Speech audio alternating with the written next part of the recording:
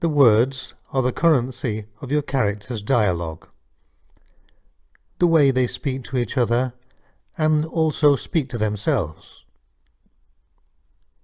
Think about it this way. The words you character use are the ones your readers receive to base their opinion on. Yes, your character's actions are important, but can you imagine a story where no dialogue was used at all?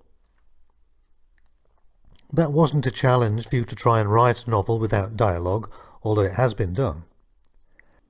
Dialogue can be a way to drive the plot forward, create some conflict, express to a broad audience within the story what the character's intentions are. It can prompt action, and many other things.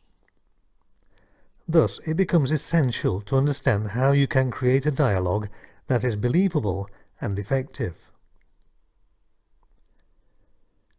Dialogue drives things forward. Given that dialogue serves as a vocalization of conflict that is present within characters or between characters, it's no surprise that dialogue needs to be written in a way that drives a story forward. Now, we all have meaningless conversations sometimes, but that's because we have a lifetime's worth of time to be able to have them. However, your characters don't have a lifetime. They have the length of your novel. They have a very short span of time within which their story needs to be told in a manner that makes your reader want to know more. So, as a starting point, skip out the unnecessary dialogue and pleasantries. This will add to the word count of your novel, but it won't add any substance to what you're trying to do, which is to convey your story in a direct manner. Of course, this is not to say that all dialogue has to create conflict, but as a general rule of thumb, it works if it does.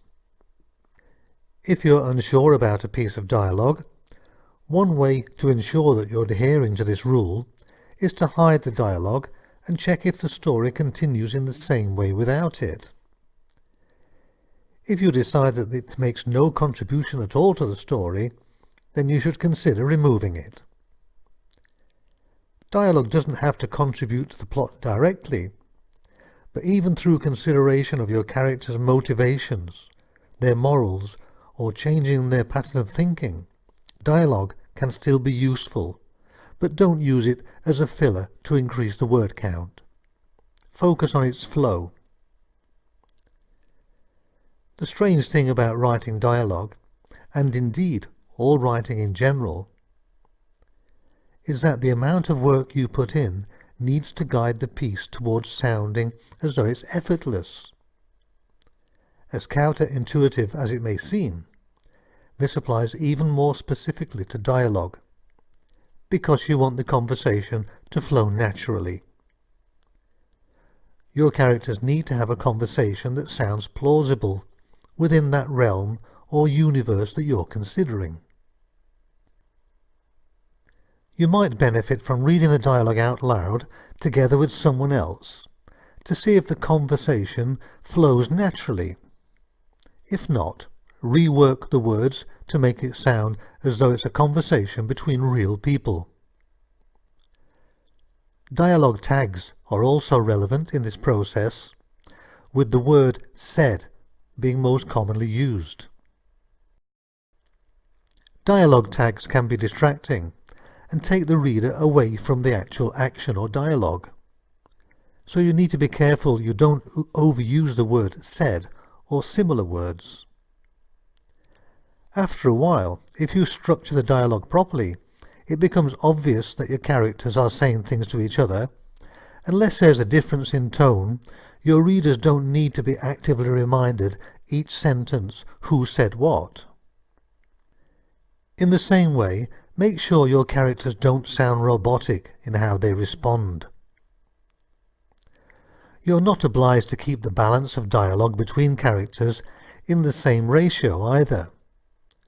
One person could say a long sentence, and the next person could say a short sentence, and vice versa. As long as they have a good reason for saying what they did, it matters little if they speak a lot or hardly at all. The contribution is sufficient to move the story along. Not everyone sounds the same. This is something that people tend to forget when they're writing, because they are the ones giving the voice to everyone. Don't create a situation where you're giving your voice to all the characters so that they sound the same. Their personalities, where they come from, their place in the social hierarchy, the kind of relationships they have with others, all of these shape how your character will sound. And so, just like real people, two characters will never sound the same. Focus on consciously establishing distinctive voices for your characters. You could even make notes in the planning stage of how you want them to be different, how you want them to sound, and what kind of words that they will use. Strive for consistency on your novel, which means that you mustn't forget which character has which voice.